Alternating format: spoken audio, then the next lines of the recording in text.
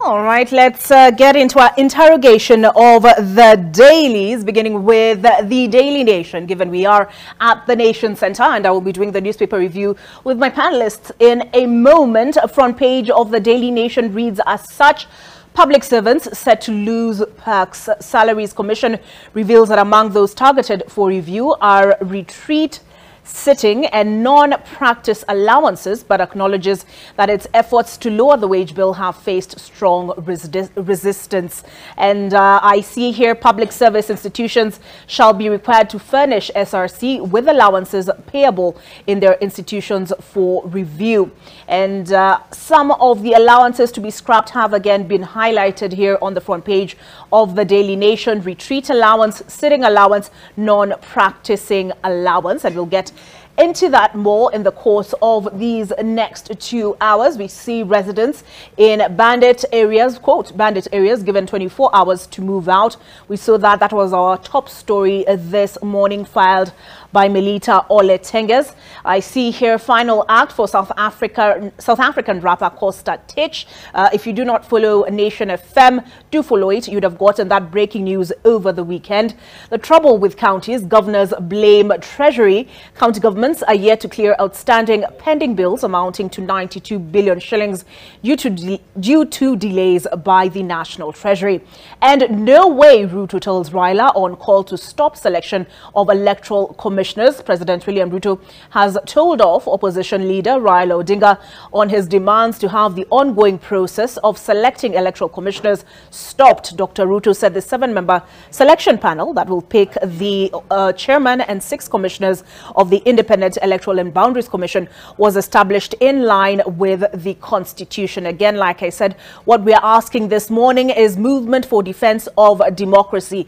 Is it revolutionary or retrogressive? These are some of the demands that have been made by Azimio. Ministry's 53 billion shilling boost to pay junior secondary teachers. That is on the back page of the Daily Nation. And city's 250 million shilling bus terminus that no one wants to use. That is on page 12. And again, I'll flip to that page in a little while. Let's take a look at the front page of the Business Daily. And this is the headline: dollar shortage to worsen as dividends repatriation starts, and farms seek U.S. currency to pay investors abroad. Scarce greenback ration for as little as $5,000 US. Dividend, and this reporter is by Charles Mwaniki. Big concern, this one. Dividend repatriations by listed multinationals and firms with significant foreign shareholding look set to worsen the effects of dollar shortages that have seen banks run out of the greenback on some days. I'm not leaving, says Safaricom CEO Ndegwa amid departure speculation. This one is by Ben Mwinzi. Safaricom CEO Peter Ndegwa has downplayed persistent speculation over his stay at the giant telco as he marks 3 years on the job, which is the minimum tenure the firm's board gives to corner office holders. Let's now take a look at the ticker. And on the ticker, these are the stories. 230 billion shilling defaults. 230 billion shilling defaults compound cash-strapped water companies' woes. Water service providers are having difficulties in getting new loans to finance major projects after they defaulted on loans amounting to 230.4 billion shillings they had borrowed from development partners. While the bank expands Kenya loan kitty to 129 billion shillings, the World Bank Group has enhanced Kenya's loan kitty by 32.3 billion shillings, beginning the expected disbursement from its development policy operations facility to 129 billion shillings, that is. KenGen reveals industrial park plans. Kenya Electricity Generating Company KenGen has set 2025 as the start date of constructing its Naivasha Industrial Park that targets large farms such as those producing fertilizer and steel. Let's take a look now at what opinion piece has been highlighted on the front page of the Business Daily, and that is, as CEO has both managed people downwards in the form of subordinates and managed people upwards in the board. This one by Carol Mustioka, more on page 9 of the Business Daily. Taifa Leo. Let me zoom in here so we can all get a better look. And their headline is this: Fanyeni handshake. Wahimizwa viongozi hao wawili wameapa kutoafikiana, kila mmoja akishikilia msimamo wake mkali, hali inayohofiwa huenda ikatatiza utawala wa Ruto. And that is the front page story on the Taifa Leo. Gavana Sakaja na wazee wa jamii wa Waluo washauri rais na Raila wapatane kuepusha mgogoro unaonukia. And I'm curious what my panelists make of that. Pigo kwa tumishi wa umma. Tume ya SRC yapanga kufuta marupurupu mbalimbali wanayokula. Same thing that is on the front page of the Daily Nation, that one. And msimamo mkali wa Raila, one, lazima pawepo mazungumzo. Uteuzi wa jopo la IBC ulikiuka sheria, lazima tushiriki maandamano, na ninapigania wa Kenya, bei ya bidhaa iko juu. And then msimamo mkali wa Ruto, hakuna handisheki na Raila, uteuzi wa jopo la IBC ulifuata sheria, Azimio inataka kubadilisha uamuzi wa Wakenya kupitia maandamano, na hatutafuata masharti ya Azimio. Both sides have dug in. What does that mean for you and me? As they say in Kiswahili, given we are looking at the front page of the Taifa Leo, fahali wawili walipopigana na niumia. All right, mzee. So I will leave this here, but an interesting story here. Orengo hataki naibu wake tena.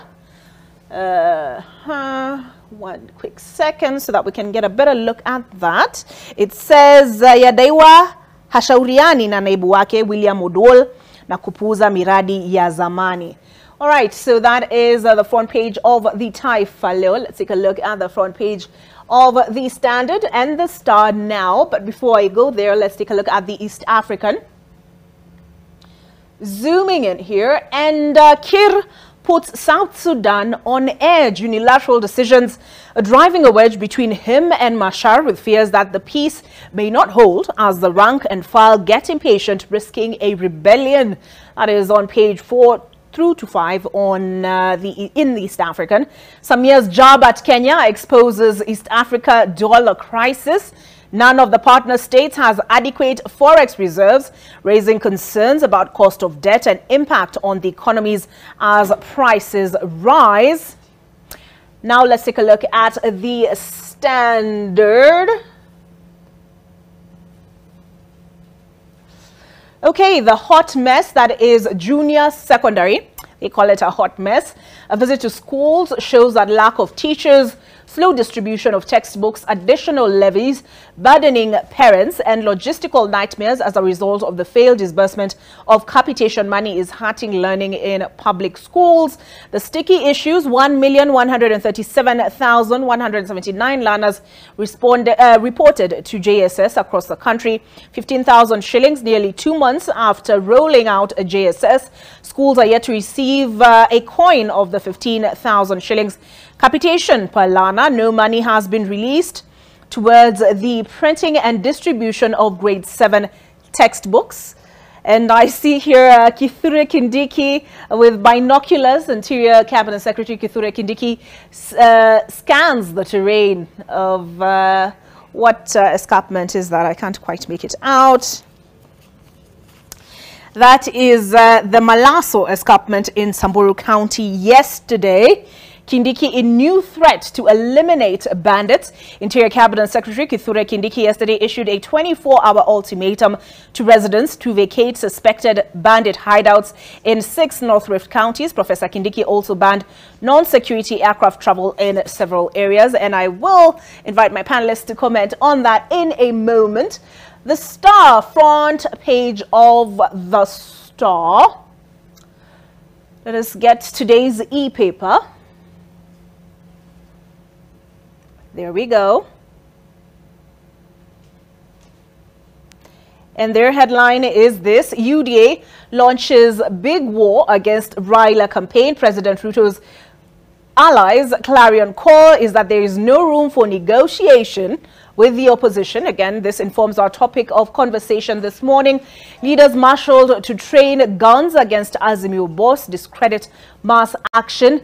And on this front page, one half has President William Ruto, Deputy President Rigathi Gachagua, all smiles. The other side has Raila Odinga, again, all smiles, with children there. So he was with children at the Shalom Miracle Church in Mombasa. And also on the front page of the Star, depressed rains to affect food security. That's a forecast. 2 shot dead and 1.3 million shillings recovered after bank heist. I believe, who did the story for us? But we did air it. We did air it this morning. You can find more on that on ntvkenya.co.ke.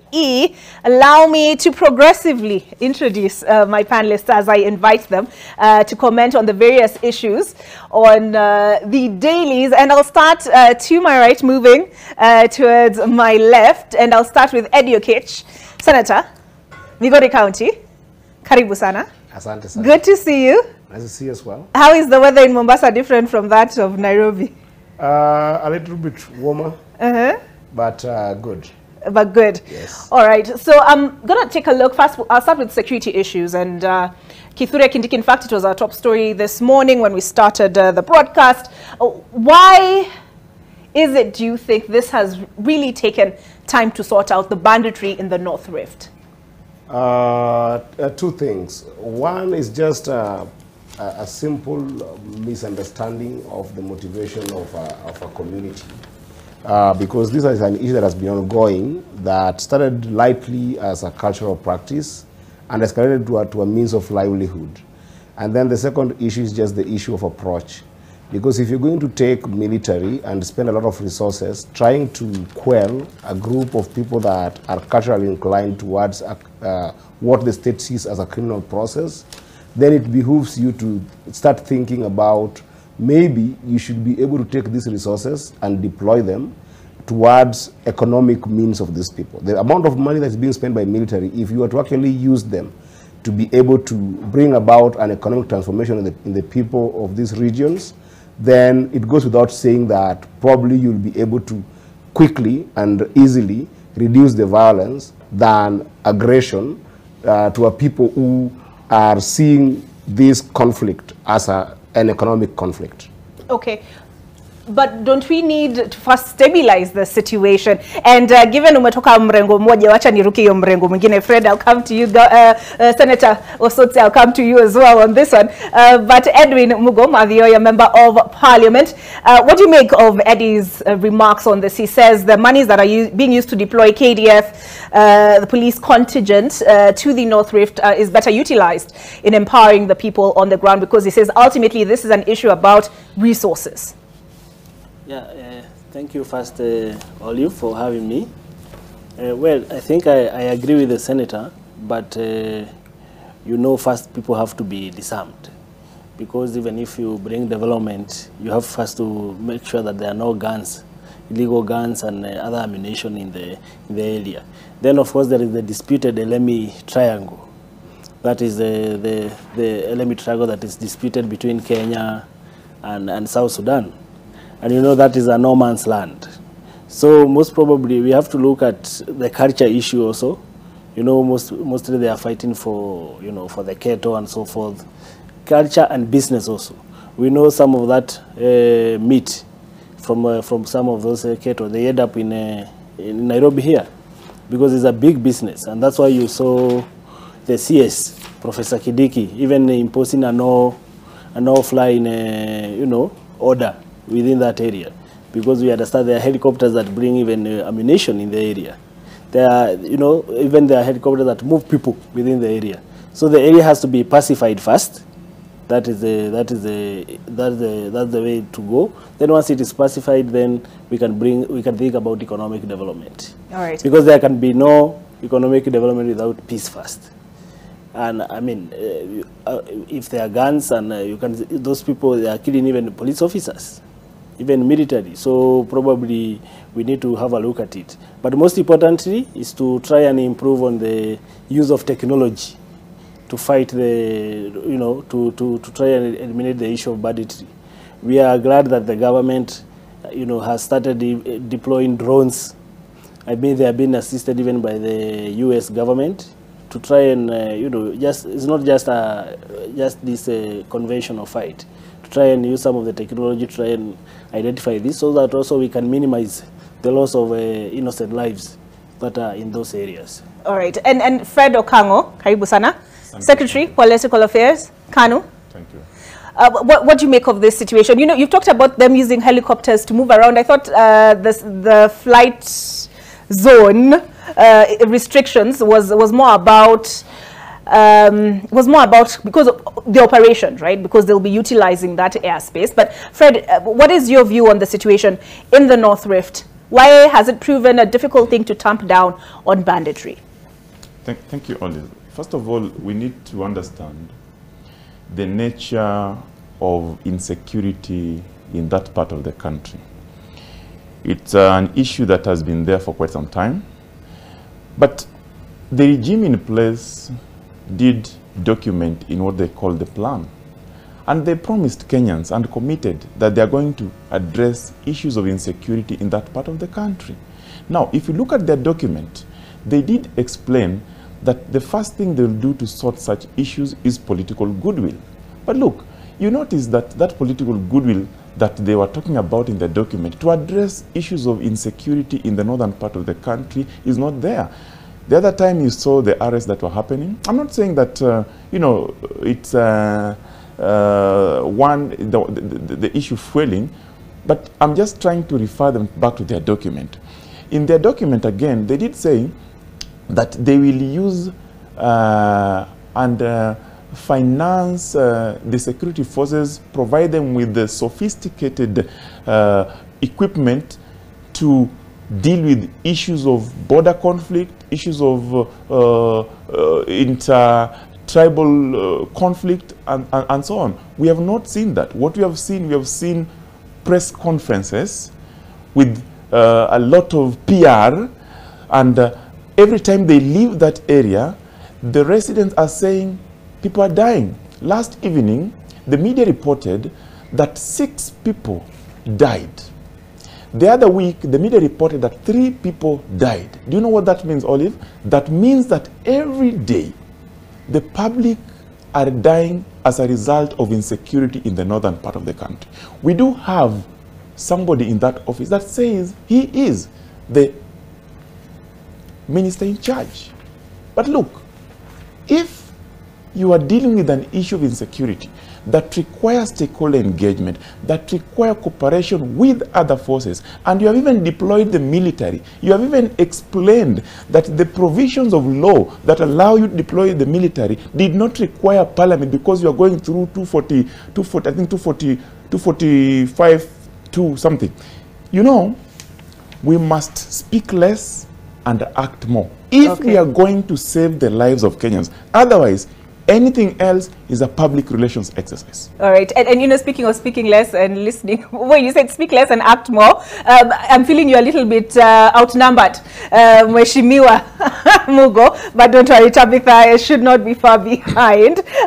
Mheshimiwa wa Vihiga, Senator Vihiga County, utasalimia wakazi wa Vihiga? Kwanza na usalamia wananchi wote wa Vihiga. Nilikuwa nao, nimekuja jana usiku na tumekuwa nao kwa mambo mengi, mikutano mingi, na wasalamia mahali popote ambapo wako. Okay. So is it fair to, as ultimately Fred says, the buck stops with the Kenya Kwanza administration. The Kenya Kwanza administration has said this banditry in the North Rift is not such a simple matter. They've talked about involvement of politicians. Tabitha has walked in. You can smile, Edwin. Dr. Edwin Mugo can smile now. But they've talked about involvement of spiritual leaders, involvement of politicians. What do you make of those statements by the Interior Cabinet Secretary Kithure Kindiki? In fact, I'll just pull it up here. Clearly, there is a problem in the North. Because this problem of banditry is not a problem of yesterday. It has been there for ages. It was there, I think, since independence. During President Moi's era, we had this problem. During President Kibaki's era, we had this problem. During President Uhuru's era, we had this problem. And you remember when this regime was being sworn in, Ruto clearly said that he's going to end banditry. Immediately he puts his Bible down, he will end banditry. But you can see the problem has worsened. It is the worst banditry situation since independence. So what I can read from all this is that the Kenya Kwanza regime has no clue on how to resolve this problem of banditry. You see now they have even taken military there, and there is no solution yet. So I think they need to take their time and understand the whole problem of banditry so that they apply the right methods to fight it. Okay. You had the current governor of Trans Nzoia. He gave some tips on how to deal with banditry. He talked about corruption. He talked about the police who are not motivated, who are in worse situations, worse environment, but they're not getting any additional allowances, so they cannot perform to their best. He talked about it being a business, that the meat that we eat in this city comes from there. So I think this is a multifaceted problem that requires a multifaceted solution. And I clearly see that the Kindiki does not understand his role. Sorry, who? The? Kindiki. Kindiki. Clearly does not understand his role. And even his demeanor does not correspond to someone who is supposed to be the CS for Interior. Because even when he speaks, no one takes him seriously.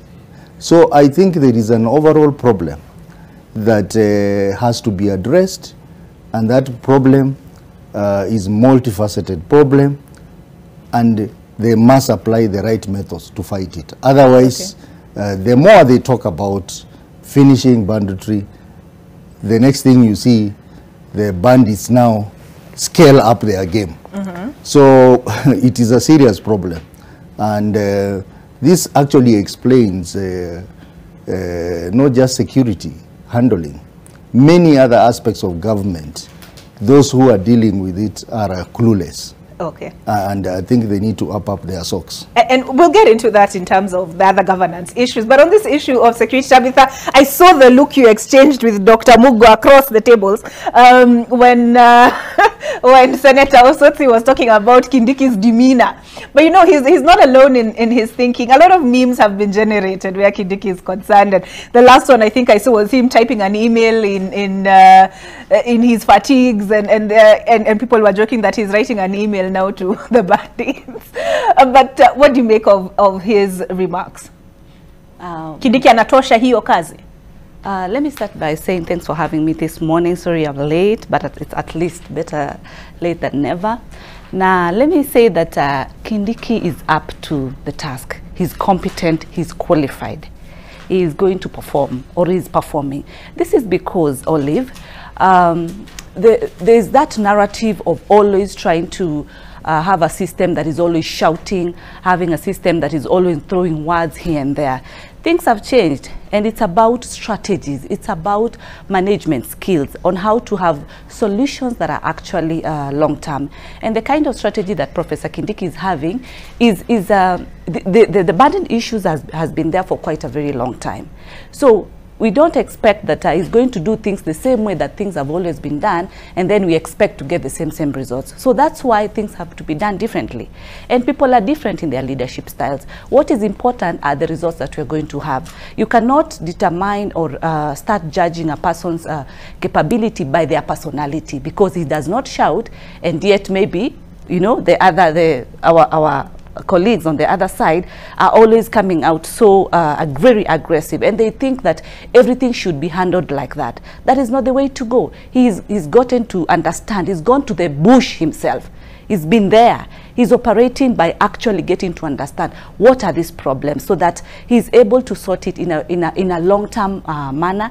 And as at yesterday, when he was actually in his home county, Tharaka Nithi, and we had an opportunity to actually get to listen to his strategies. I like it because he's much more focused, and he's been able to understand that the bandits have now implemented a new strategies of putting the women and the children to be the defense, you know. So by the time they are doing that strategies, they've been cornered, and they are feeling that we are actually being like this issue is now being addressed, and of course they do not want. And the other thing is that we need to understand Badri is a cultural issue, whereby for a young man to be a man, you know, they have to steal cows from one homestead to another. For a young man to be a man, to be able to marry, they have to indicate manhood by moving these cattle from one region to another. These are cultural issues that people do not want to let go, and things like so. Back to the issue of Professor. Professor is up to the task. Okay, yeah. All right. And Eddie, I'll come back with you. Yes.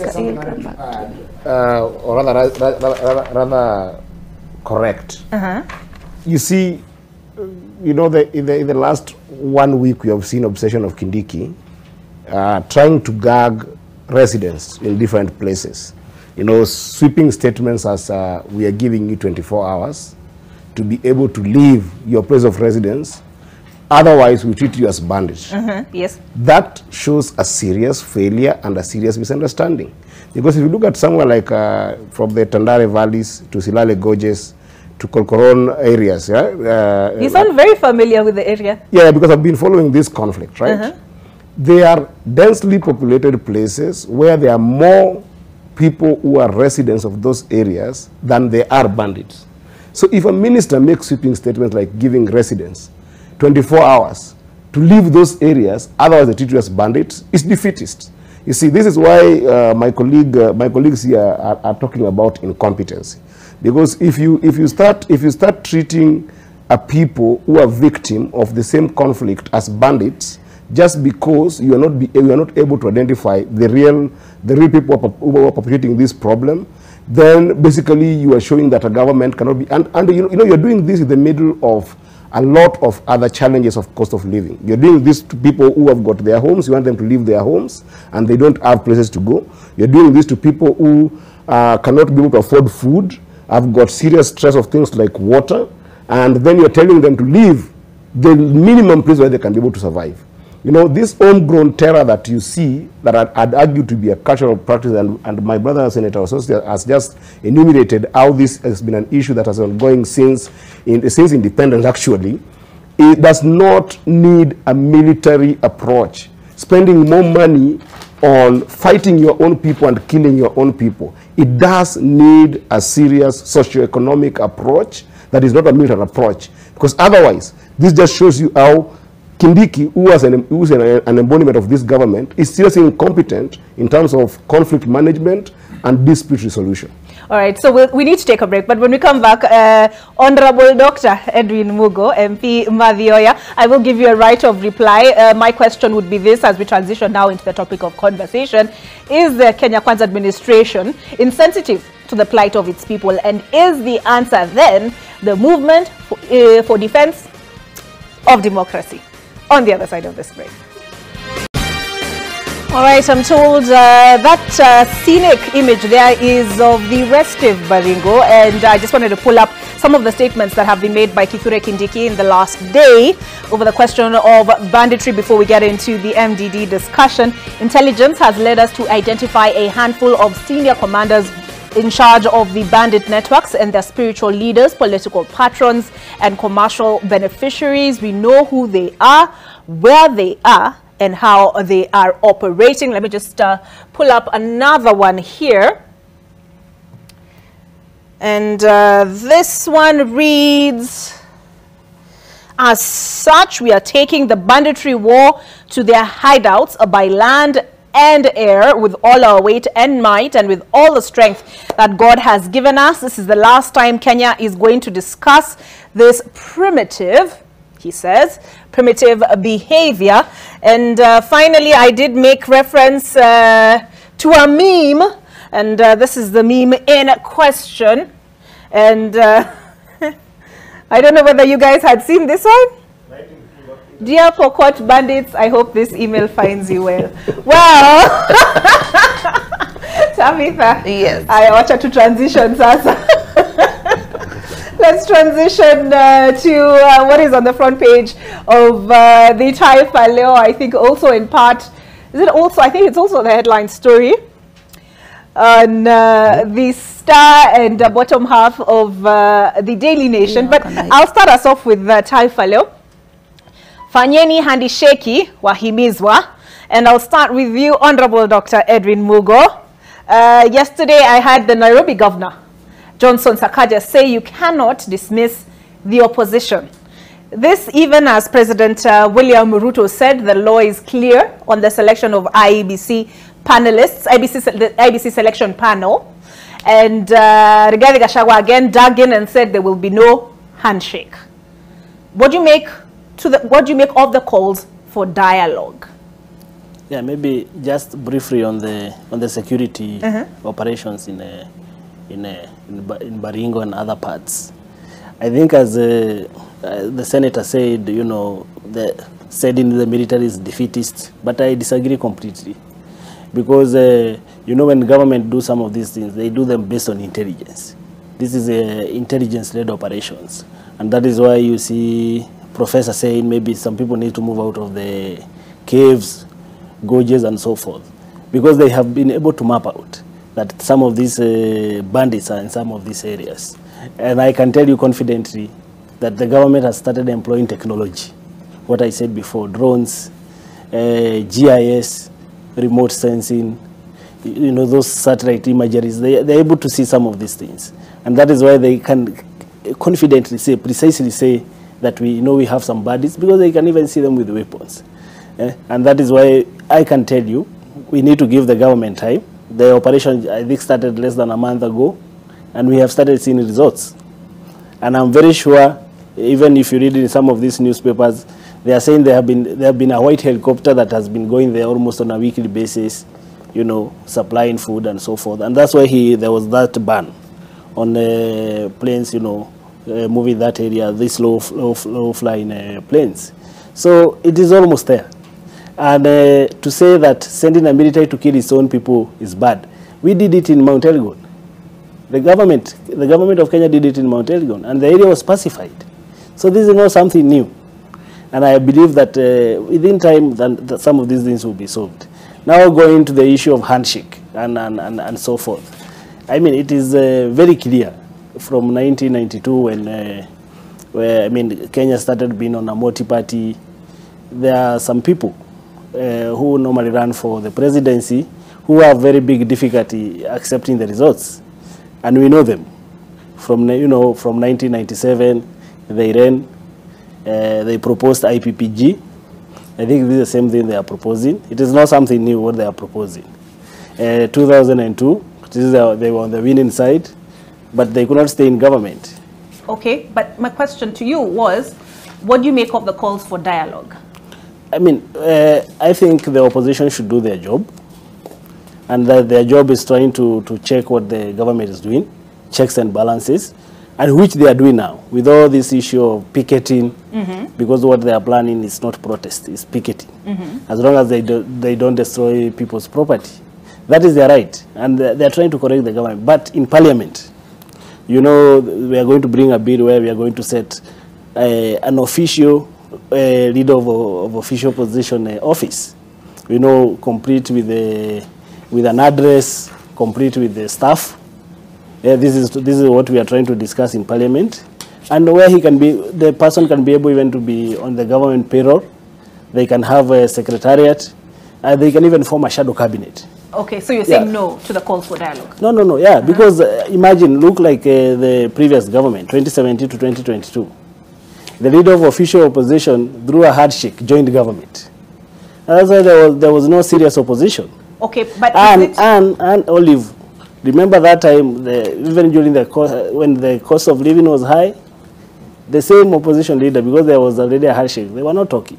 Okay, but is dialogue synonymous then with her handshake? Sitting down and talking, are we equating that to a handshake? No, you know, you cannot say that we are not talking. The president has been trying to engage even, I think, all leaders. That's why you saw 9 members of parliament, I think, from ODM. They went to State House and they are being punished. They were trying to discuss, you know, development issues. Because right now, this is not the time for politics, actually. This is not even time for protest. We are the government is trying to fix the economy of this country. We know there are so many issues. All right. There is an issue of pending bills.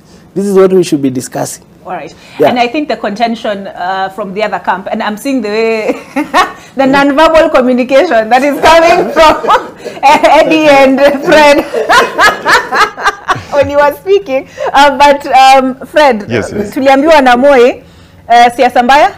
Maisha mbaya. You know, Olive, I'm very shocked when I hear my good friend here speaks about, you know, opposition should do their job. Who is the opposition? The current system of governance that we have in terms of oversight, that role is provided for in the Constitution, and that role squarely rests with the members of parliament, of which he himself is a member. Now, we are talking about an issue that we must be very careful about. Raila Amolo Odinga is not the opposition.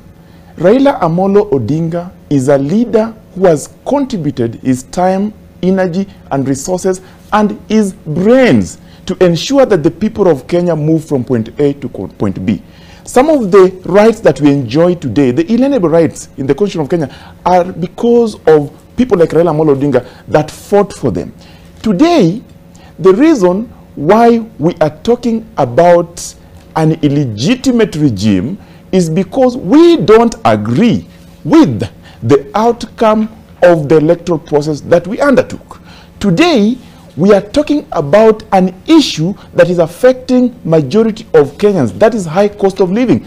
The regime in place told us that when they put the Bible down, they are going to lower the cost of living, they are going to lower cost of unga, cost of fuel, cost of paraffin, cost of education, cost of bus fare. Today, as we speak, when they got to that office, they actually removed the program in the name of subsidy that was meant to cushion people. Worldwide, governments are innovative and creative in ways of, in the interim, to secure the lives of their people.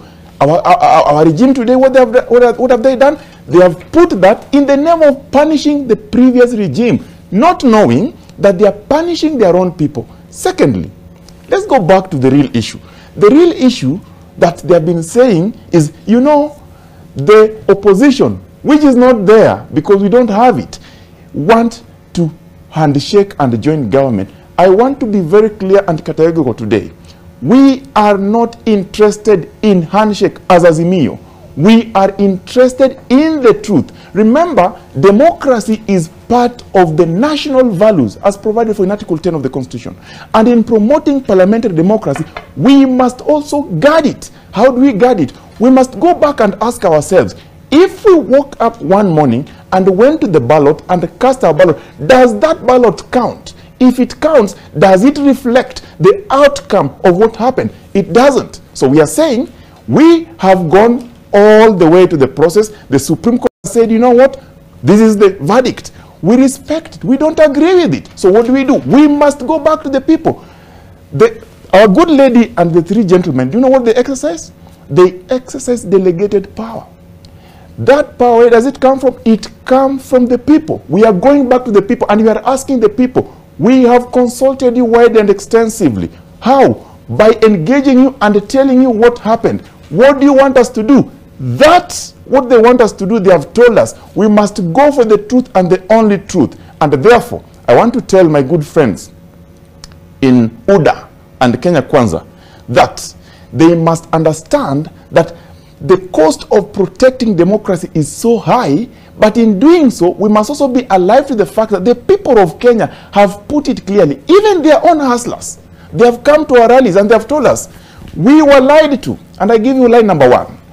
As I finish, line number one, they told these gentlemen that we are going to give you, what they call a grant, and it will help you start a business. When they put the Bible down, know what they did? They said, this is now a loan, and if you don't pay it, we shall arrest you and imprison you, and we shall only give you 500. Let me ask you, Olive, and Kenyans watching today, how can we lie to our own people and condition them to believe that we are going to help them? Then we get into power and we start revenge. We are saying as Azimio, we are out to get the truth and the only truth. And that's why we have used the provisions of law that require that the delegated power, because even in the reconstitution of IEBC, remember our people in parliament were not involved. And these are delegated power. We are now telling them, if you can't listen to our elected leaders, we the people are now going to take that power. And that's why we launched the movement for protection of the democracy. We are going to do the right thing and peacefully. That will not change. All right, Senator Osotsi, before I come to Tabitha, I will come to you for your reply, but I thought let me get their views and then you can answer together with Dr. Mugo. As one, yesterday President William Ruto, and I'm just looking through my news alerts, and there's one we talked about, the altitude. Government bans low altitude flights above 8 bandit-prone valleys in Baringo, Laikipia, Samburu and Turkana, effective today. But then President William Ruto now on the question of the economy, because it has been raised by Fred. President Ruto says economic recovery strategy, bad policies reversal, reckless borrowing halt has stabilized the economy. So in other words, he says the bad policies were there under what they refer to as the handshake regime. And he also says this reckless borrowing was as a result of the handshake. So now he's saying, can you then come as Azimio and cry about the state of the economy? First of all, let me react to the issue of the handshake. We have severally stated that we are not interested in the handshake. In fact, Honorable Raila himself, on several occasions, he has said he's not looking for a handshake. We have serious problems that affects our people. The issue of cost of living, everyone agrees that is a real problem. The issue of escalating cost of essential things like school fees. We have the issue of electoral injustice in this country, which sometimes I get shocked when I hear our colleagues on the other side dismissing it, because we have said that there was something wrong with the elections, and this will continue saying it. So these are real issues affecting Kenyans, which if we had a responsible government, it will sit down and listen to what Kenyans are saying. But because this government is in campaign mode every day, what they say is not government at all. It is just campaign slogans, like when the president says bad policies. So which are the good policies that he has come up with? Yesterday I was reading the Sunday Nation, and they said that the Ministry of Agriculture is importing farm machineries worth 31 billion shillings from Belarus. Yes. Belarus, you know, is one of the countries that is facing economic sanctions by the Western nations and the US because of their involvement in the Ukraine war. And even this expenditure is not justified. This expenditure has not been approved by Parliament. We have ideas like the other week I heard that the Ministry of Agriculture, as a strategy to deal with the food insecurity, they want to, they have leased land in Zambia to plant crops and bring them here in Kenya. What kind of a policy is that? When our youth want jobs, now you are taking the jobs to Zambia. And we have a lot of land in this country that can be irrigated and do the same thing here. So when they talk about policies, I wonder, what are these good policies they have come up with? If it's the issue of borrowing, yesterday you saw that they want to borrow money, and they said they will never borrow even a cent, but they want to borrow about 130 billion shillings from World Bank.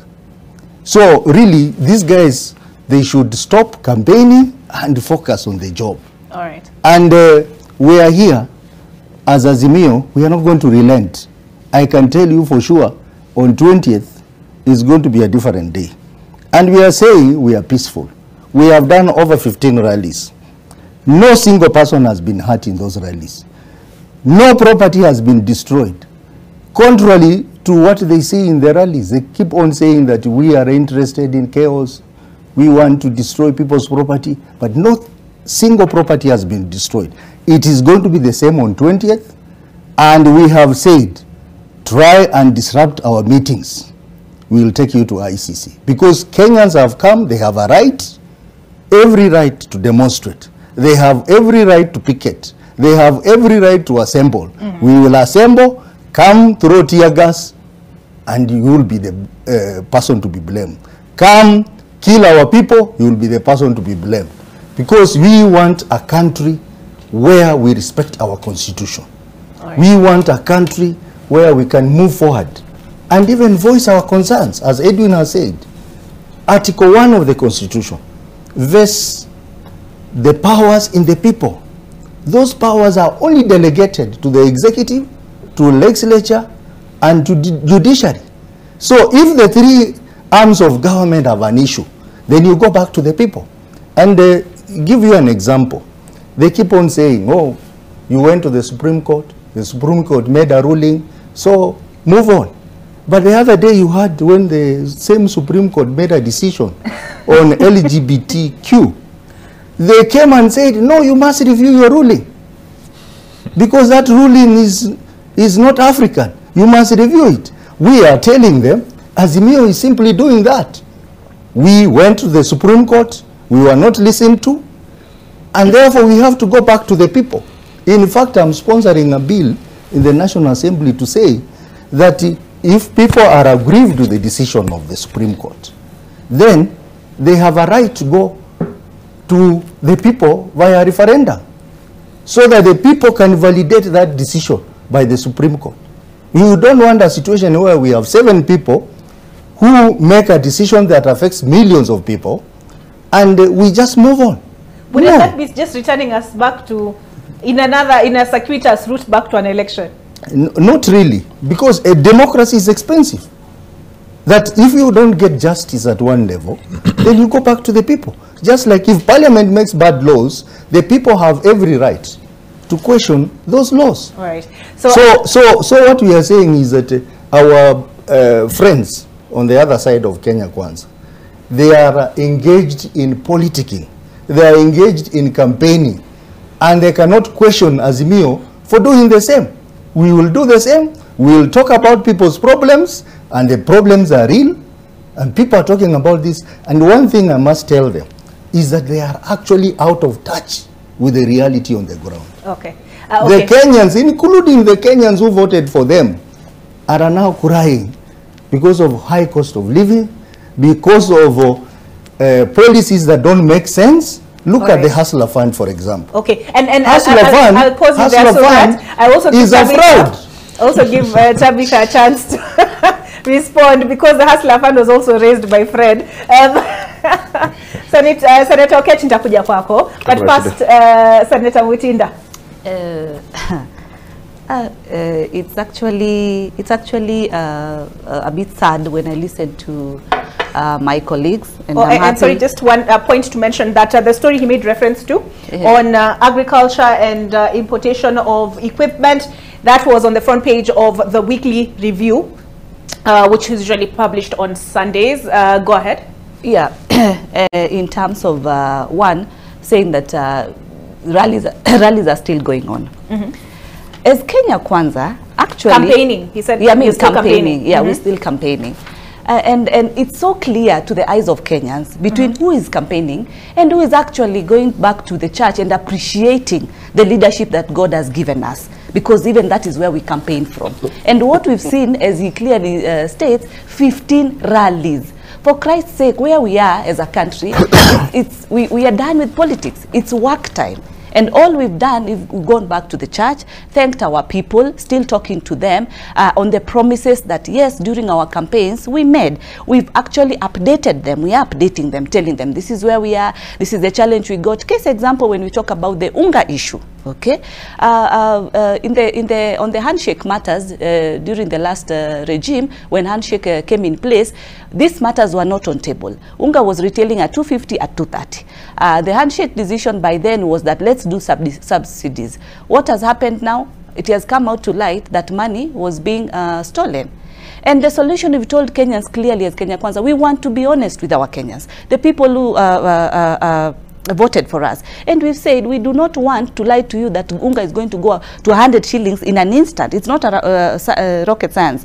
We need to go bit by bit, because if you use the formula that was used, then it's going to be short term. And I'm happy to announce that unga is now retailing at about 175, 170. We are making strides. They might not be drastic, and I mean, we've not like jumped to the move, but at least we are somewhere with a long-term strategy. On the maize issue, okay, the strategy that the Ministry of Agriculture is doing, they've stated clearly that there is very high demand, okay, in the neighboring countries where we've been trying to get maize. Locally, also, the report indicates that our local farmers are holding the product, waiting for the price to be able to escalate. And those are the issues that are actually causing some of the challenges as far as the food security is concerned.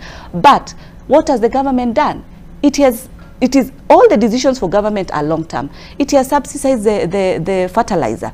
It has gone to Mashinani and ensured that they have a database of all the farmers. They are giving them the seed, they are giving them the fertilizer, so that in the coming rains, at least we will be able to have a produce that will be able to sort the long-term solution.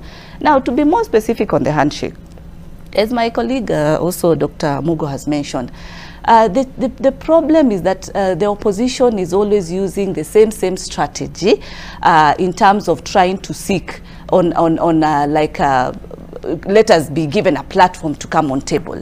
There are people who are actually, we are in 2023. We've seen Azimio or ODM candidates who have gone to State House to try and look at development issues. What has been there? Consequences. How do you punish leaders when they are talking development? How do you punish leaders when they want to move and sort this solution? When you should ask the gentleman sitting next. Yes, I will ask him. When Senator Sosi says that, we do not, they should, he has mentioned, I'm very keen, and he said they should listen to our ideas. Now, if one of your colleagues moves and others, we've seen not even one, many of ODM trying to sit with the same government, they get penalized. Is that the right way to do it? Because him, from where he sits, and my colleague, whom I respect so much, the young senator from Migori County, and who is very smart actually, but he cannot take his ideas to government because he'll face the consequences and things like that. So on the issue of the IBC, okay? Now, why do you start jumping the gun? We are not in 2027. You are already getting worried that we are starting to set a system that will actually favor us. How? The mandate of the president is to ensure that he has gazetted the IBC selection panel.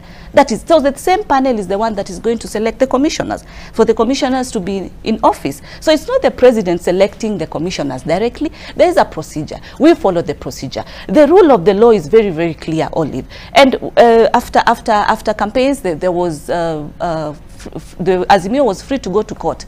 The ruling was done. It was indicated it was actually hot air. Okay, so how do they start now trying to compare matters LGTB ruling with the Azimio ruling that was in place? We've come as a country and said this is a cultural issue. We are not happy about it, and even the president has condemned the issue. So and the whole narrative has been based on an association issue. It's an association issue. It's not legitimizing LGBTQ, but it was about that particular association. So how does the opposition now start comparing, you know, an election with the ruling of an LGBTQ? Olive, it's wrong. All right, and the reason I was asking you to ask Senator Ketch that one for penalizing opposition MPs going to State House is because this was a letter written on his behalf by his advocates to the Orange Democratic Movement, We act for Honorable Eddie Gisheru Okech, Senator, Migori County, and a life member of the ODM party, whose instructions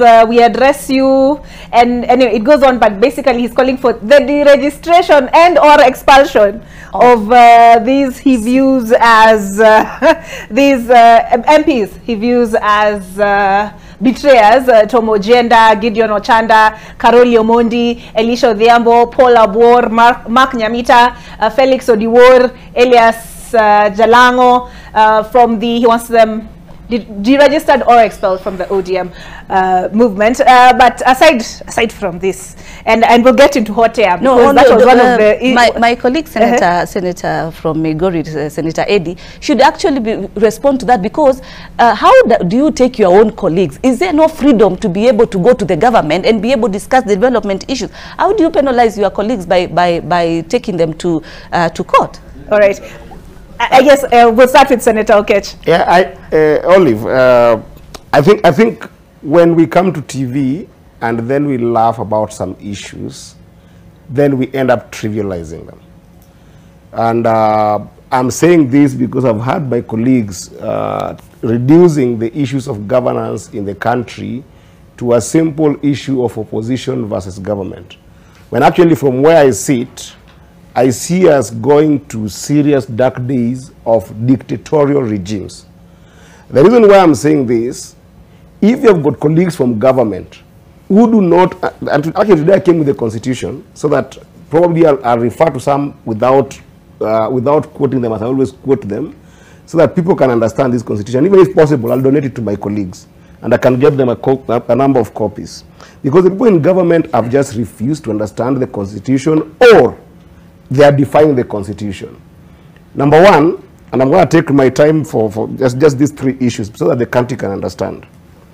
The reason why we don't have an opposition in Kenya today is because the people of Kenya looked at the system that we had previously, where a lot of power was vested in the presidency, to the extent that the president was a dictator.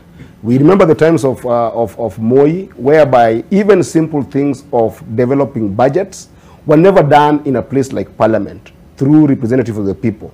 They were always done in the Ministry of Finance, whereby experts will write for you what development looks like. The day of coming and reading that budget, they will come with big briefcase, and is so militant to the extent that MPs who are elected by the people were always intimidated, so that you go to State House, kneel down to the president. From kneeling down to the president, then you end up being given development to your quarters. In fact, in my region where I come from, we are told by history that even elected members used to be appointed by the administration, provisional administration, a PC or a DC, told by the president would say, so-and-so is going to become an MP, so-and-so is going to become a member of parliament in a certain quarter, and it will happen. We left those dark days through this constitution. That's why we have got minority in governance and majority in governance. And we have desired through this constitution to make these particular institutions independent. The executive is independent. If you read Article 1 of the Constitution of Article 3, sovereign power under this constitution is delegated to the state organs, which shall perform their functions in accordance with the Constitution. And then it enumerates that Parliament and the Legislative Assembly are put separate from the national executive and from the judiciary, to the extent that it is Parliament that the development of this country must emanate from. It is the Senate and the National Assembly that have got more power to interrogate budgets, to be able to allocate resources, to the extent that even the presidency should get resources from Parliament. And that's why I'm telling you that if you have got a leadership right now that forces parliamentarians to go to State House, to seek development, to sit down and get guided by the presidency, and then we are going to have a situation whereby the parliament has been captured by the president, that's dictatorship. Mm-hmm. So that's one thing I wanted to emphasize on the issue of opposition. And therefore, Raila Odinga is not an opposition leader. Raila Odinga is a committed citizen, a statesman, who every single day uses his own resources. These rallies are expensive to organize, Olive. And Raila Odinga sacrifices his own resources so that we can have a better country. For you, Raila Odinga transfers this all counties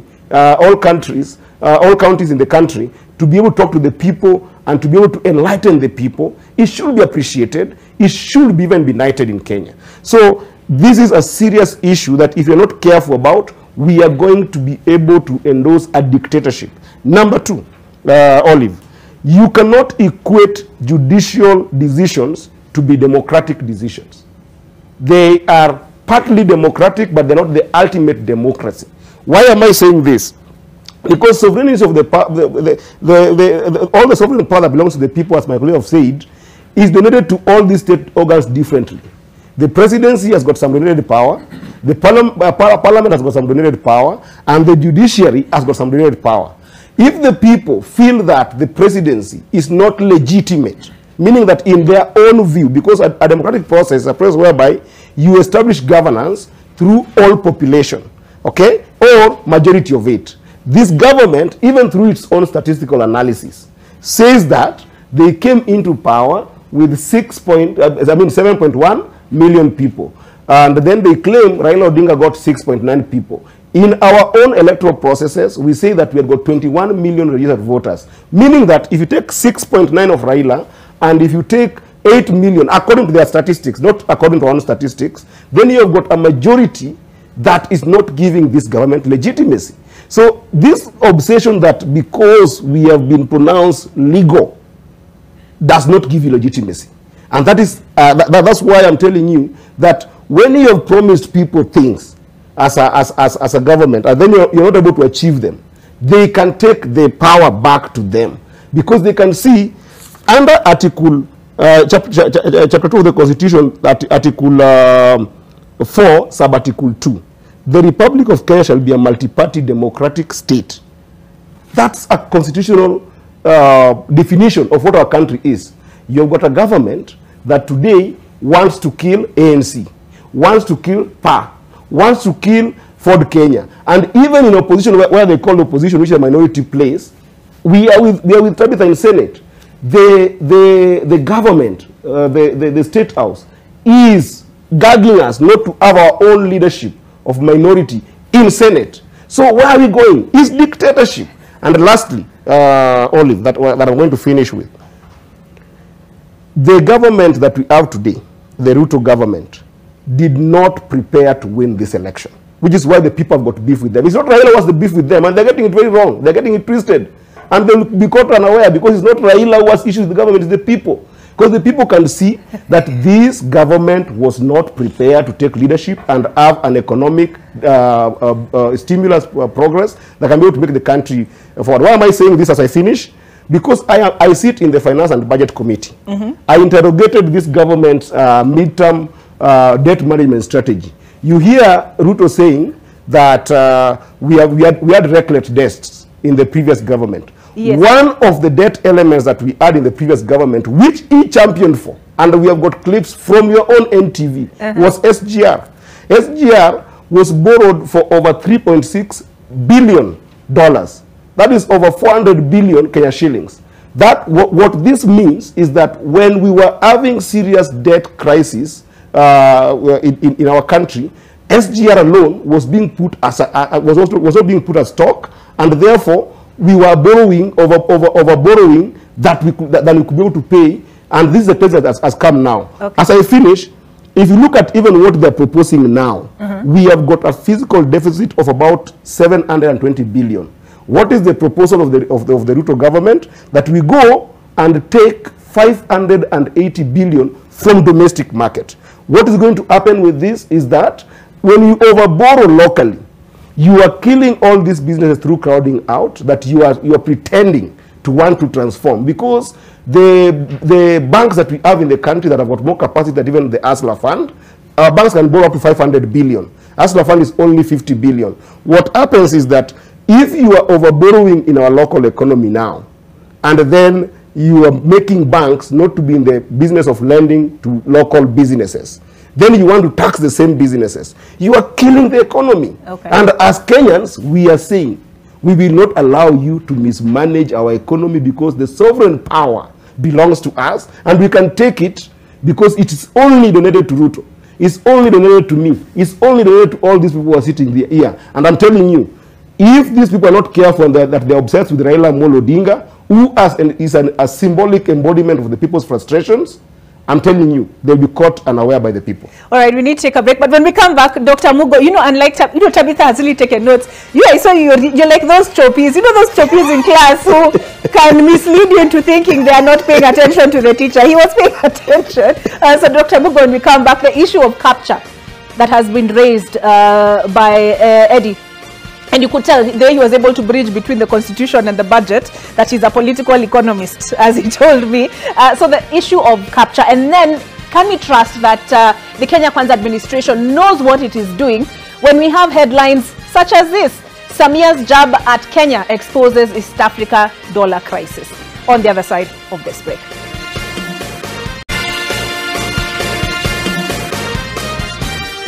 All right, welcome back to AM Live. We're discussing the movement for defense of democracy. And here are the reasons that Azimio has given for launching that movement. One, the high cost of living in Kenya, which is as a result of massive looting of public resources, they tell us, and heartless withdrawal of subsidies to food, fuel, and education by the Kenya Kwanza regime in the middle of a drought and economic meltdown.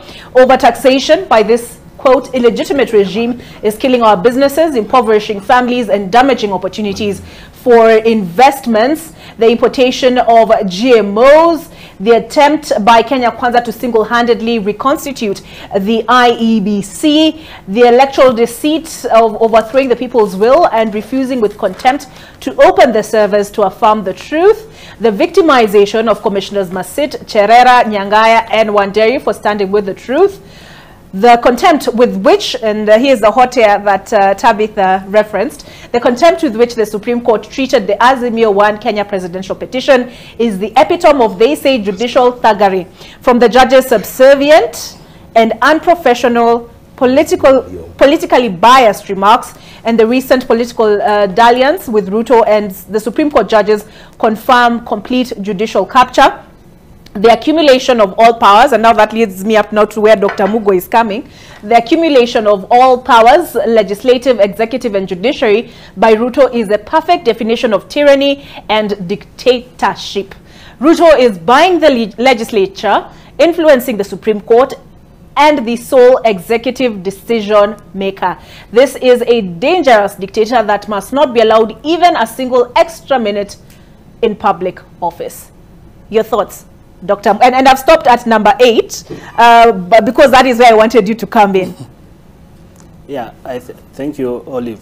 I think we didn't need to decide in this country whether we are going to follow the constitution, which Senator Eddie was referring to, or we are going to follow protests or those pronouncements in the streets.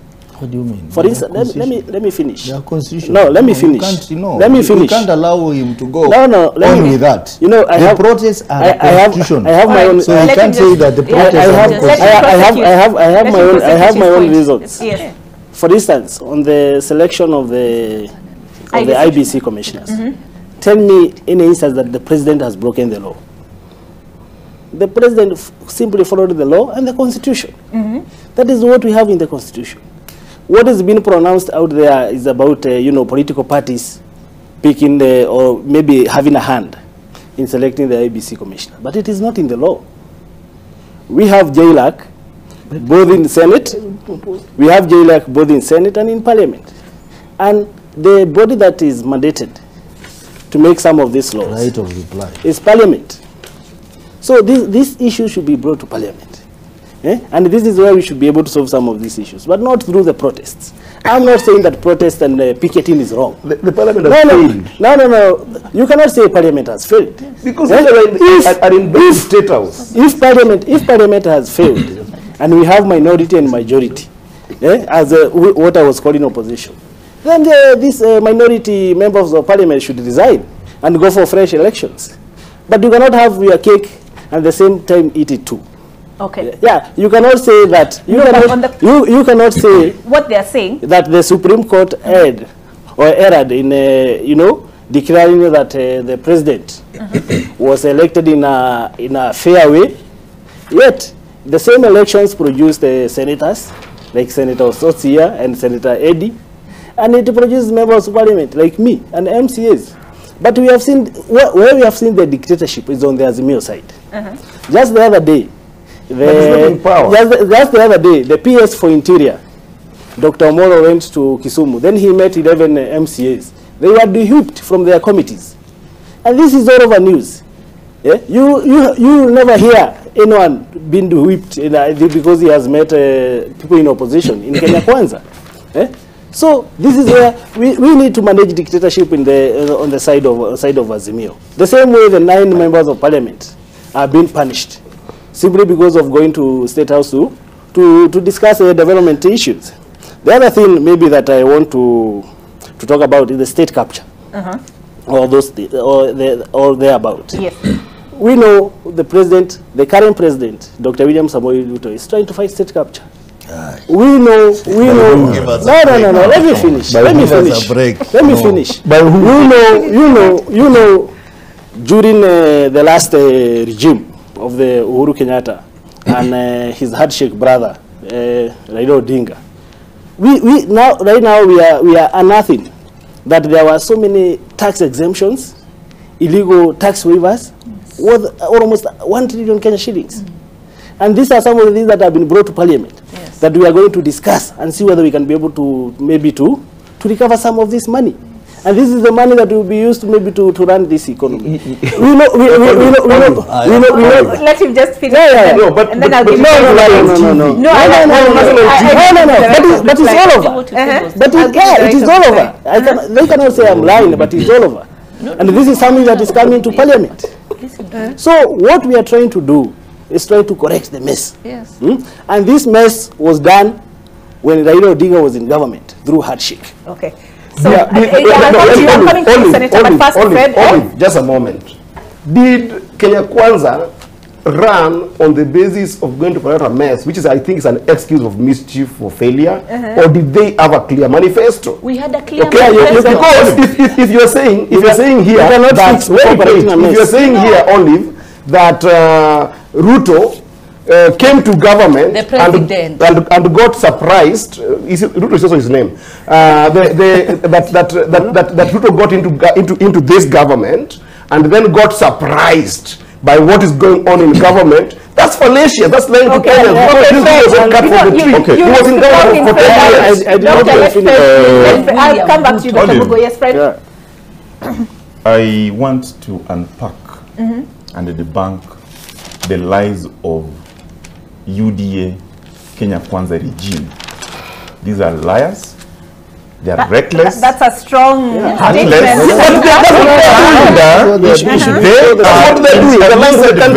He's lied to the country. You should retract that.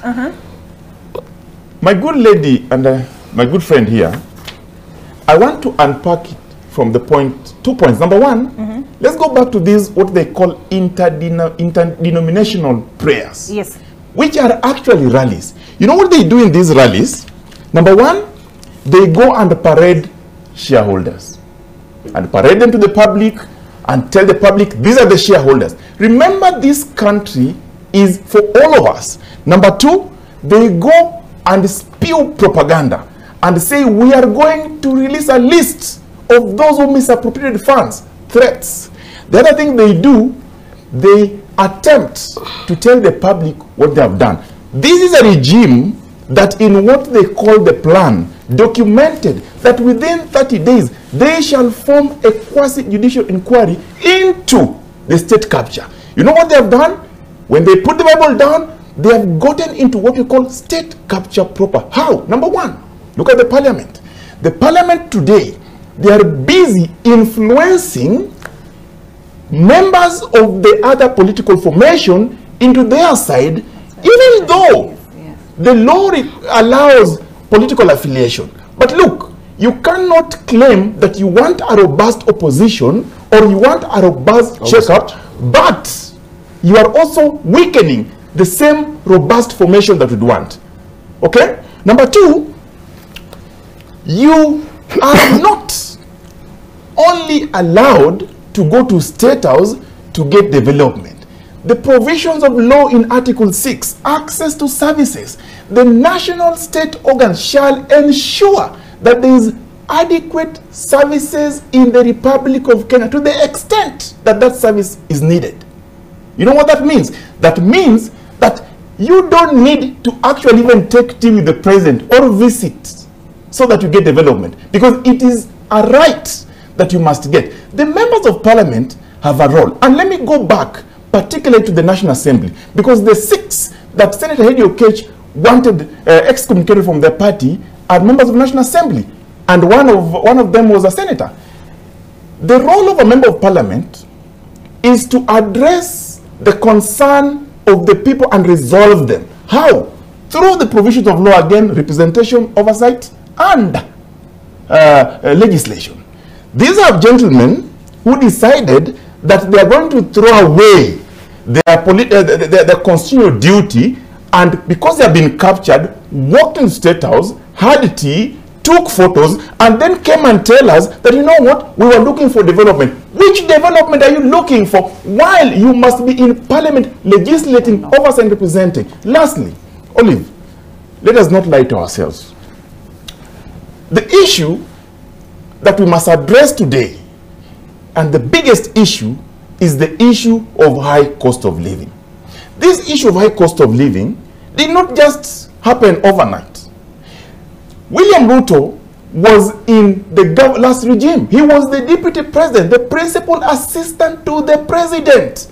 He never resigned. He was never chased away. He was in office, used public money, used public water, used public transport, used public fuel. That alone tells you that he was in office working. So when you tell us that the handshake brothers, those are excuses. What Kenyans want to know, when you go into politics and campaign to be the president of the Republic of Kenya, like Raila Odinga did, how he did, they made commitments.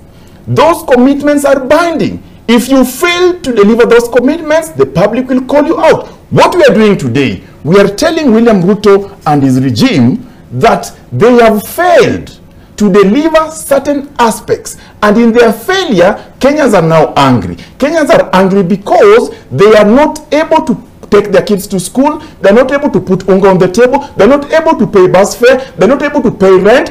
Kenyans are suffering in a regime that is heartless, reckless, and is participating in a misadventure. And that's why, Olive, Azimio One Kenya has called out the public, and they have told them it is action time. Go back and take your delegated power, because the regime in place do not even respect the legislature. They buy them. The regime in place do not even respect the judiciary. They have a dalliance with them. That one alone is what we call real state capture. As Azimio, we are interested in the issues of concern to the people. We are going to address this, Olive. Come 20th, we shall address this. All right. Senator Osotsi, I want you to come in at this point. And as you replied to what has been said, because I know you are really itching to jump in there, there is the form of protest that has been spelled out in this statement by Azimio. And just 1 second while I... yes, here it is. While I pull it up, we launch a campaign of defiance, of peaceful picketing. You can see it. There we go. Peaceful protests, boycotts, strikes, disobedience, peaceful petitions, peaceful sit-ins, and peaceful demonstrations. And it begins today and now. Is this not all designed, Senator, to force Kenya Kwanza to the table? Okay, thank you. Maybe, Olive, allow me to clarify some of the issues that our friend here, Mugo, has raised. One is the issue of state capture. And I want to look into the eyes of Honorable Mugo and remind him that this Kenya Kwanza regime, in their own manifesto, they promised that they were going to institute an inquiry into state capture. Yes. It is now more than 5 months. They have done nothing about it. Instead, we see them actively involved in actually promoting state capture, starting with parliament. This issue of MPs going to State House for development, it's not development. Our colleagues who have been there, they have told us what happens there. You go there, sometimes you are invited alone, but when you go there, you find your colleagues there. And then He comes in, addresses you, promises you development, and then you are given a fuel of 100,000, and then you take photos. That is what they call development. It is all a scheme to demonstrate, actually to do propaganda, that I, Azimio, you are protesting, but here I am coming for your people. I can give you an example of my region, Western Province. When some of our colleagues went to State House, I did not go. I refused to go because I don't buy into the idea of going to State House for development. When I'm a legislator who has the powers to participate in budget making process, they were told they were going to be given development. But when he came to Kakamega, you know what? The project he went to launch were actually Uhuru Kenyatta's project. The airstrip in Kakamega, the hospital that had been constructed by Governor Oparanya is what he went to launch and promised people that this is development I've brought you. We are saying this is not the right thing they're doing. State capture, they have captured judiciary. They have captured even executive internally. Look at the policies I've come up with.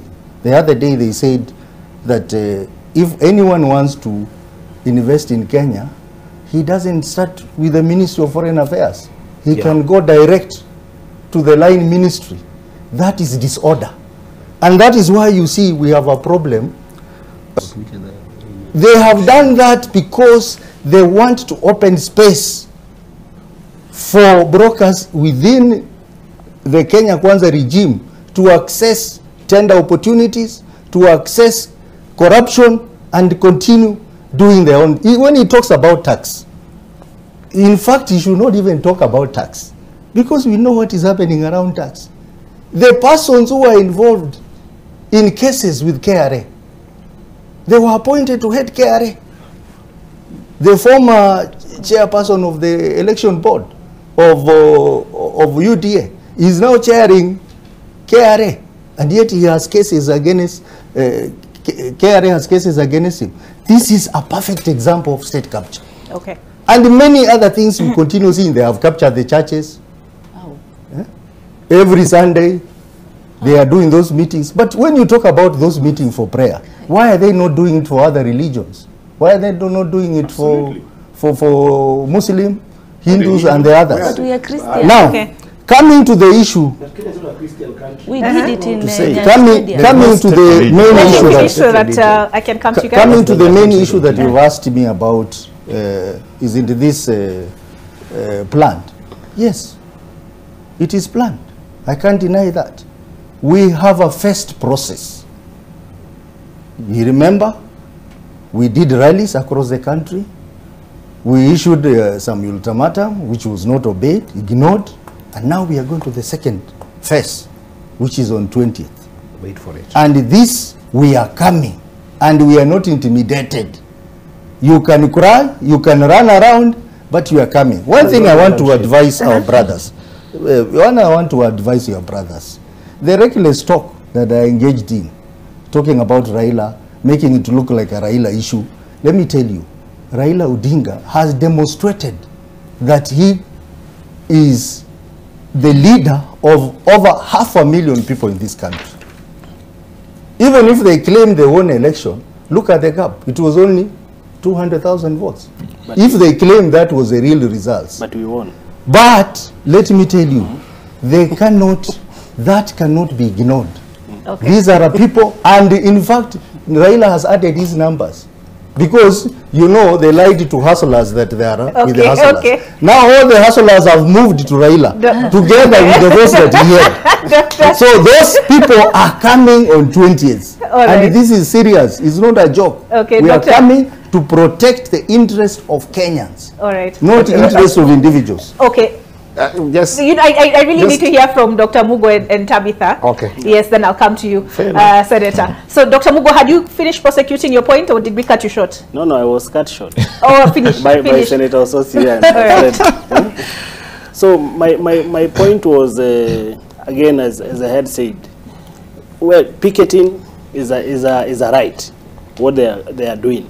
And of course, they are doing it in a peaceful manner, in a peaceful protest. Yes. And we believe even on March 20th, they are going to do the same. Oh, yes. Yes. What we are asking and what the president is doing and Kenya Kwanza government, for us, we are focusing on economy, period. How? Economy. When the shilling is 120, 128 no, to the dollar. No. Please. 140 to the dollar. Which economy? The government is focusing on the economy and most importantly on the paid-in bills. And now that I hear Senator Eddie is on the Finance and Budget Committee and also in Parliament now, I can tell you we are trying to bring a bill to ensure that all the paid-in bills of close to 1 trillion shillings are paid. And once this money is paid, it is going to circulate in this economy. And once the money circulates in the economy, we are not going to have these issues of, you know, the cost of living, people be employed, and all these other things. This is what we are trying to do. Senator Eddie is asking with which money. One of the proposals that we are having is to have a bond specifically for pending bills. That's a loan. Okay? That's a loan. No, it's fine. It's a loan. But it's a loan from Kenyans. Okay? This is what we are trying to do, to ensure that these pending bills are paid and the economy can start functioning again. These are some of the issues that we are trying to do. But most importantly, remember, the Kenya Kwanza government is operating on a financial year, on a budget that was brought in, that is the 2022-2023, during the Jubilee and ODM and Azimio regime of Uhuru Kenyatta and Raila Odinga. We are going to have our own fresh budget this year, June 2023, June 2023, 2024. And this is when we are going to see some of this what we promised Kenyans. Okay. And it takes time. Right. We are only the president was sworn in September. Okay. That is barely 5 months.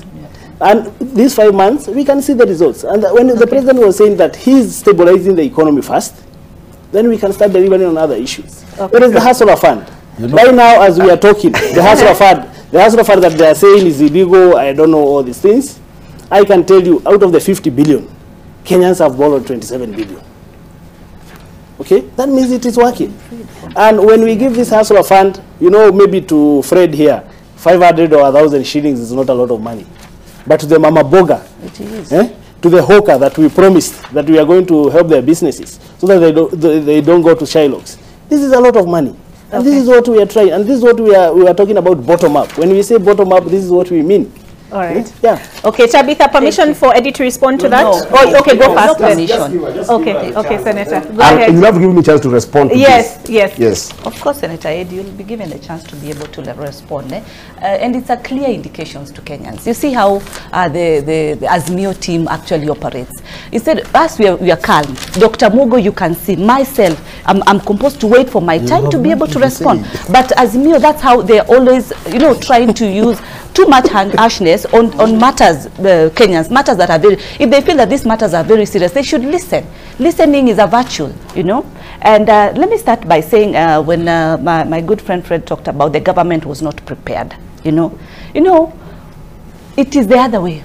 They were not prepared that Dr. William Samoei Ruto will be the president of this country, and which is. And that's why they keep on referring him just as Ruto. He's the president. And they are going to deal with that for the next not only 5 years, but 10 years. Let me say this on the same. Why I insist that us, we were so prepared is because our manifesto was not a wake-up manifesto. It was a people's manifestos. We went to our people. We talked and engaged with them. We got to understand what are the issues. How can we address these issues? We listened to them. When we got government, a key example of Hustler Fund was one of the solutions that, one of the concerns that the Kenyans raised in terms of the Fuliza issues, the Shylock issues, and all that as far as the small businesses was concerned.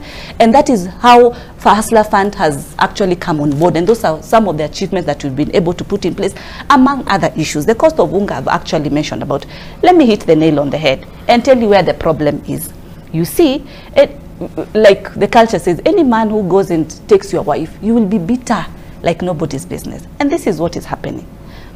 The opposition, the Azimio side, they've started detached. The Jubilee people, yesterday we had Dr. Kiraito talking about Mbas has joined Kenya Kwanza.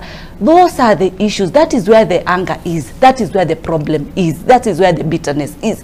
And further to that, our ODM colleagues who have come to government and been able to discuss, and they need to understand when they say going to ask for developments, it is going to strategize for developments. And I'll give a case example of an area like Langata. We have the housing project by the national government. And there has been issues that have been raised from the Wananchi ground level on if they are moved from their space that they are in, where are they going to go, what is the compensation, how are they going to be the first on the priority to get the housing and those kind of things. What does the president do? He welcomes the leader of that constituency, who is the member of parliament, to sit and dialogue. Dr. William Ruto is a president of dialogue, is a president of communication, engagement. You know, it is not force, it is not throwing words. He engages with the leaders so that they can be able to have a good plan for the people, because he minds about the Wanjiko, he minds about the people. You know, when Dr. yeah, maybe you'll be a future doctor, but when my colleague Senator Eddie talks about then our numbers, that yes, we got 7.1, they got 6.9 and all this, yet 21 million and all that. It is, you know, it is so sad, because it is clear in terms of, we had, yes, that is our total number in terms of voters, but we had a bigger percentage that did not go to vote. Okay. So they keep on rotating on hot air matters. Another thing on the party issues, multi-party, yes, it is in the constitution. We have said as UDA, we are not forcing, okay, we are not forcing, but we are encouraging. And the reason we are encouraging is so that our party leaders, for example, like ANC party leader and the other, the Chama Chap and all that, so that the people who are in office today, because some of them are ministers, some of them, you see, we have Musalia Mudavadi, they will be able to concentrate on the Kenya Kwanza manifesto at large, instead of narrowing into party issues and all that. And I want to narrow to Nairobi, where I represent, and say that the issue of different parties made us lose a lot of seats in the Nairobi County. We have only 4 elected UDA members and a few when it comes to the MCAs, because we had different people, different parties, I mean Kenya Kwanza, but different tickets, and that's how we were able to lose a lot of numbers. I can see you want to yeah, because I'm already out of time. I'm seeing the look Eddie is giving me. Eddie, 1 minute. It can be 1 minute to respond to him on the many things that he said and what Tabitha said, but like I'll try. First of all, Tabitha, when you took breakfast probably this morning, so therefore you can be calm. Many Kenyans who did not take breakfast cannot be calm. And you cannot talk about the issue that the election was legitimate, and Ruto has said that you know, the servers were open when the election was going on, when the Supreme Court was going on, when there's all this time. Then why is it a sin to have it open now if you were so confident that it was a clear process? But that is not the issue. The issue here is the issue of correcting the cost of living that we have in the country right now. And the more I listen to the Kenya Kwanza side talk, the more fast I believe they don't understand this economy. And number 2, they're just incompetent. All right, and I'll have to stop you, Senator, there. All right, Senator Godfrey Osotsi, Vihiga County. I'm so sorry, gentlemen. I'm sorry. But I'll invite you back. We also have Dr. Edwin Mugo, Honorable Dr. Edwin Mugo, MP for Mathioya. I'm also seeing the look you're giving me, Fred Okango, Secretary, Political Affairs, Kanu. Eddie, I'm sorry, Senator Eddie Okech. Senator Eddie Okech for Migori County, nominated Senator Nairobi, Tabitha Mutinda. Thank you for joining us on AM Live. I make way for your world, and see you tomorrow.